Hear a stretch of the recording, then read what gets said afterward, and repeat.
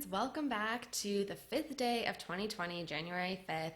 It is the final day of my 5-day blitz of great information out to you to coincide with my free 5-day email course that I have available on authoryyourambition.com. So I'm still going to be giving you my weekly updates. So if you're subscribed to this channel, you will be getting fresh videos every Wednesday to be able to learn more and help you with your writing and author journey.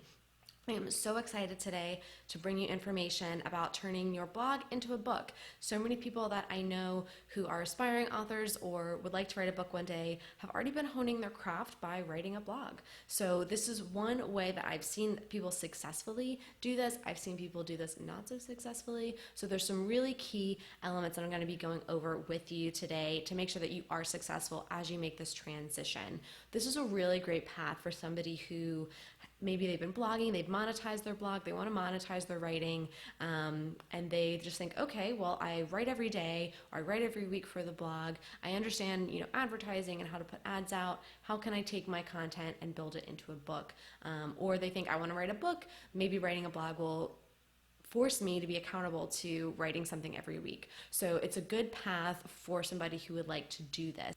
This is not just as easy as hitting copy and paste on your blog content, dropping into a book and saying, I'm done. Now, I know some of you listening to this are thinking, well, I can think of examples of people who've done exactly that. They took content that was on their blog, they transformed it into a book, boom, and they sold 1 million copies. Here's the thing. You are not Seth Godin. You are not J.L. Collins. You cannot point to 1 or 2 outliers and say that you can do the same exact thing that they did and it's going to work the same way for you. Just not. Both of those authors did an amazing job transforming their blog content into a book.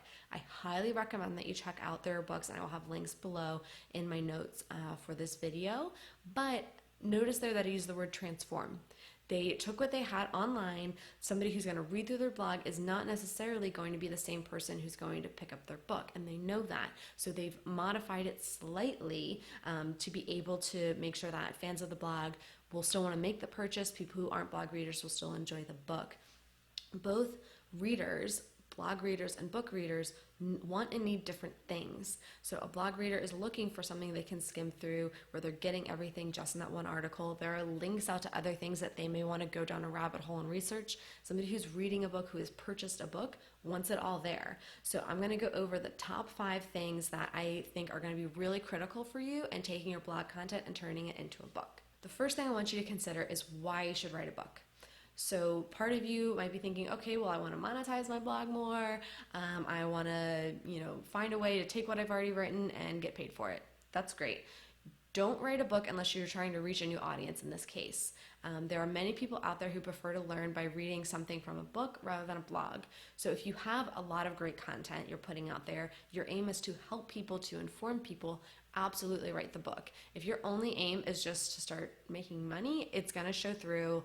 Yeah, you might get something out, people might buy it, but you're probably not going to get the reviews that you need to sustain the book long term.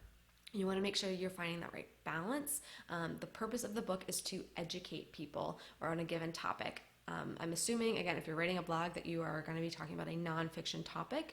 So you need to balance making sure that book is relevant to the topic of your blog because you have been building credibility in that topic, but you also want to make sure it's related to your knowledge base. You have a clear, tangible learning objective and outcome for your readers. So those are some things to really consider of why you should do this. If you're just in it to make money, there are other ways you can make money blogging. All right, another thing to consider is that your blog launches your book. So you need to leverage your current platform, your blog, and your network to promote this book. Don't think that just because you're a top blogger in your very specific blogosphere that your book will necessarily become a bestseller. You still need to promote your book through your channels. The greatest channel that you own is your blog. So while all of your blog readers may not necessarily become purchasers of your book, they are going to be your foot soldiers who are out there promoting the book for you, talking about it, discussing it, things like that. Okay, so this next one I'm going to mention is super important, but only say, as mentioned in my blog, 2 times in your entire book. So as a blogger, you have spent a lot of time and effort trying to get people to go to your blog.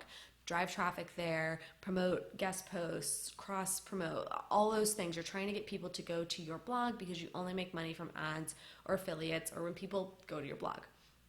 So you get in the habit of saying, check out on my blog, as you can read on my blog. I did this other series earlier on the blog.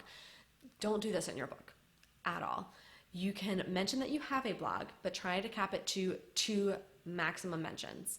I'm giving you such a ridiculously low limit because I know you're going to blow past it, but I want you to anchor to that number, because as you review your manuscript, count how many times you reference your blog. How many of those references are absolutely necessary? So if people like your book, they're going to search out your blog. It'll happen. You don't need to have the book just be a constant plug for your blog. If people get the feeling that they're reading the book and it's just to promote your blog, they're going to drop it and they're going to leave you a negative review super fast. The point of your book is to educate someone, not to promote your blog.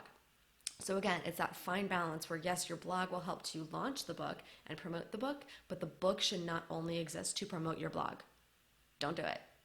It's bad. Okay. Unique content. So the same thing here, this idea of just copy paste a blog post, that's a chapter, copy paste a blog post, that's a chapter. Okay, so for someone who's never read your blog, your book will be 100% new to them no matter what. So that's why a lot of people think they can just do that. But you want to make sure you're giving them value. So if your book just contains recycled blog posts and articles that people who read your blog have already read, they're going to feel like they could have just saved money and read your blog. Right?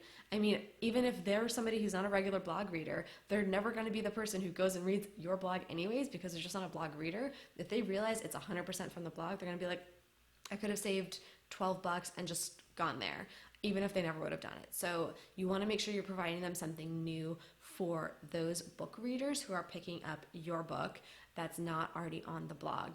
It should be a new story that you are telling based on your expertise. And the same thing goes for your blog fans. So if you have super fans of your blog and they're going to pick up your book, give them something new, give them something different. You don't just want to be regurgitating things that they've already read. Yes, if they're your super fan, they want to support you, they want to see you succeed, but give them something a bit more.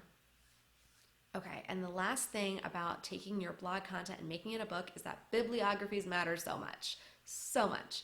So we all know that we're supposed to give credit to the data, ideas, quotes, anything that we are referencing when we're writing, and whether that's online, in a blog format, whether it's in a book, we know we're supposed to be giving credit.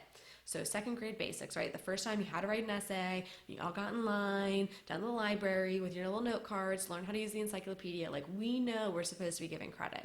With a blog, you have such an easy way to give that credit, right? You just hyperlink the text and say, I read this study, da da da da, link. Somebody can get there right away. They can see where you found this information. They can go and dig further into that source. That's what they want, right? They're learning. They want to be able to go back and learn more about it. And 2, you're showing that credit. So when you're writing a book, though, people can't click on it in your paperback. Doesn't happen. And even when they're reading an ebook, right, you can have a hot link, but I'm reading a book, I want to finish this chapter. I'm not necessarily in the mindset of a blog reader where I'm just going to click the link, it's going to open a new tab, I'll get to it later. When I'm reading the book on my e-reader, I'm going to finish that chapter, I may come back to it later. You need to make sure all your references are in your bibliography for print, for digital. No matter what you're doing, you want to show your work, and you want to show and give the credit to whoever originated that data and information. You also want to make sure you're digging down. So maybe in your blog, you credited an article that referenced a data point. Okay, that's not going to work for your book. You need to go back and dig down. Well, where did that article get that data point? What's the original source of that data? And link to that in the bibliography and reference it in the bibliography. You're going to have different challenges as you write the book, and this is one of them. But it's super important that you are taking that extra time to do that. And that's one of those things where people will say, this book read like a blog. You know, they just threw something in there. There was an easy way to find the source material or all the information that built on this. And that's because as a blog writer, you may be used to just saying, okay, I linked to the credit, I linked to the credit, I linked to the credit, and you're not really building much up on that. In the book, you really need to make sure that you are giving credit to the ideas and the data points that you are referencing, as well as any images or graphs and things of that nature. So bibliographies are super important for you as you're converting your blog to a book. So those are the top 5 things that I want you to consider when you're thinking about going from being a blogger to a book author. This is a great way for you to reach a new audience. It's a great way for you to continue to expand the message that you're bringing out on your blog. And it's something that I have every confidence that you'll be able to do this year. I've helped people do this successfully. It is a really great way. And it's so exciting just to see them when they have somebody who's like, oh my gosh, like this person read my book, they loved it, and now they're a huge fan of my blog. Like I never would have thought that that would have happened. So it's very exciting to see. Now that I've given you this information, I want to know, is this something you're considering doing? Do you have a blog? Is this a path you're considering taking? Where are you in the process if that's the case? And if you're thinking about making the jump from being a blogger to an author, be sure to check out the Inspired Words Retreat. That's going to be this April 1st through 4th, 2020 in the Blue Ridge Mountains of Georgia. You'll be able to connect with other bloggers, other coaches, other professionals in your blogosphere, and then be able to spend that time working on the book. So it's really great. You're going to come away with more words in your manuscript, more progress on your manuscript. You'll be getting one-on-one coaching with me, as well as some good camaraderie with other authors, other writers, to be able to come away and you'll all be able to support each other as you launch your books this year. It's going to be a really awesome time, so I hope you'll check it out. The link is below in the notes. If you found this video helpful, please give it a thumbs up and click subscribe. That helps YouTube to know that you're getting value from this channel, and then they can put it in front of other authors like us.